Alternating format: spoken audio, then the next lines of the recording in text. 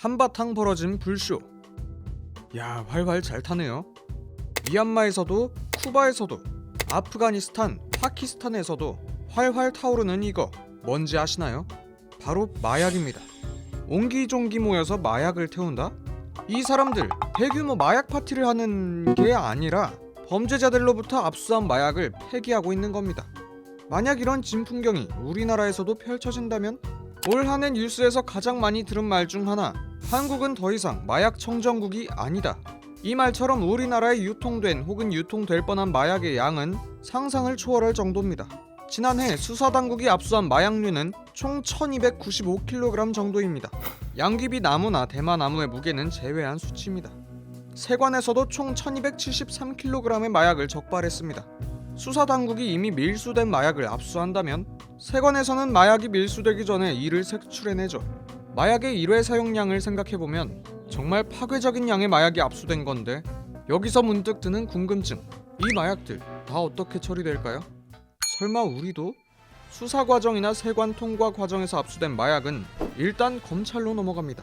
이를 토대로 피의자에 대한 수사를 진행해야 하기 때문이죠. 근데 이 마약 아무데나 두면 안 되겠죠? 몰수 마약류 관리에 관한 규정 제7조에 따르면 압수한 마약류는 보관 책임자가 근무하는 사무실 안이나 전용 창고에 위치한 보관함에 보관돼야 하는데, 이 보관함은 다른 장소로 쉽게 이송할 수 없어야 하고 쉽게 파괴되지 않으며 안과 밖으로 이중의 잠금 장치가 된 철제 금고나 이중 철제 보관함이어야 합니다. 부패가 우려되는 마약류는 건조해서 보관하거나 기화하는 마약류는 이중 포장을 하는 등 특별한 관리 방법은 덤이죠.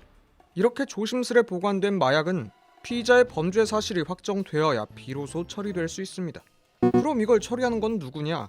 마약류관리법 제53조에 따르면 몰수 마약류를 처리해야 하는 건 다름 아닌 시도지사, 즉 지자체입니다. 검찰은 수사에 썼던 몰수 마약류를 지자체에 인계해야 하고, 지자체는 인수한 마약을 안전한 보관함에 보관해둬야 합니다. 아까 말씀드렸던 그 철제 금고처럼 말이죠. 법원이 확정 판결을 내리고 검사로부터 사건 종결 사실을 통보받으면 그때부터 지자체는 이 마약류를 본격적으로 처리하게 되죠.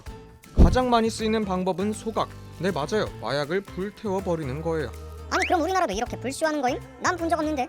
이 나라들은 마약에 대한 경각심을 일깨우거나 범죄 진압 소식을 알리기 위해 대대적으로 공개한 것뿐이고, 우리나라 지자체는 소각장, 산업폐기물 처리장 등에서 마약류를 폐기합니다. 그러니까 당연히 공개 불쇼도 없고 장소와 시간도 보안상 이유로 일반에 공개되지 않아요. 지자체는 소각법 외에도 화합물에 물을 넣어 쪼개는 가수분해법, 다른 물질을 섞어 농도를 묽게 하는 희석법 등을 사용해서 어떻게든 압수한 마약을 마약이 아닌 것으로 만들어야 합니다.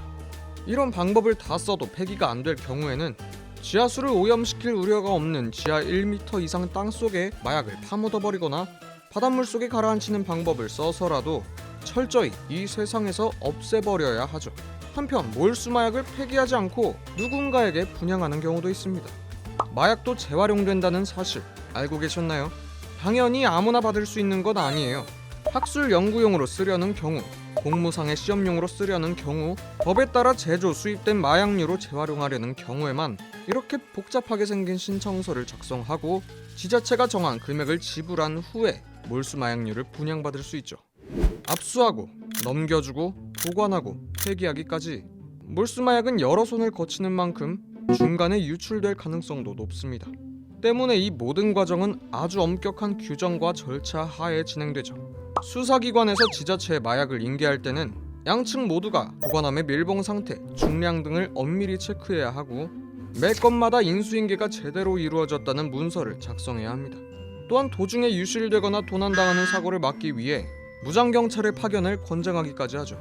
지자체가 마약류를 폐기할 때는 최소 2명 이상의 책임자가 붙어야 하며, 폐기하는 전 과정을 사진으로 촬영해 정확히 폐기했다는 것을 보증하는 문서와 함께 5년간 기록, 보존해야 합니다. 또한 지자체는 처분한 마약을 종류별로, 무게별로 꼼꼼히 기록해서 다음 해 식약처에 보고해야 하죠.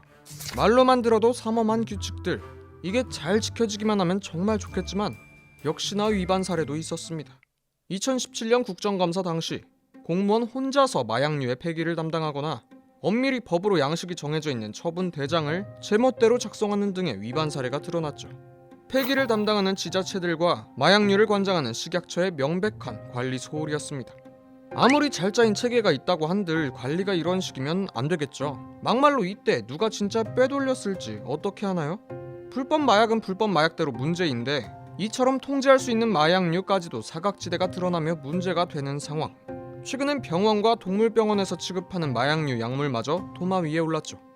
치료 목적으로 처방된 마약류 약품들이 제대로 관리되지 않고 있다는 의혹이 제기되기도 했고, 제가 암 환자가 약을 받았는데요. 이거 이렇게 방치가 되겠습니까? 수년 전부터 언급됐던 동물병원용 마약류 약품 방치 문제에 대해서는 여전히 마땅한 대책이 나오지 않고 있죠. 하루가 멀다 하고 마약 사건 뉴스가 쏟아져 나오는 판국에 아무리 마약 범죄의 사이즈가 걷잡을 수 없이 커졌다지만 그래도 관리할 수 있는 건 철저하게 관리해야 하지 않을까요? 이렇게 사각지대를 방치하다가는 머지않아 마약 청정국은커녕 마약 천국이 될지도 모릅니다. 이번 영상을 만든 PD가 추천하는 영상도 보고 가세요. 스브스 뉴스의 다른 영상을 즐기시려면 구독 버튼을 꼭 눌러주세요.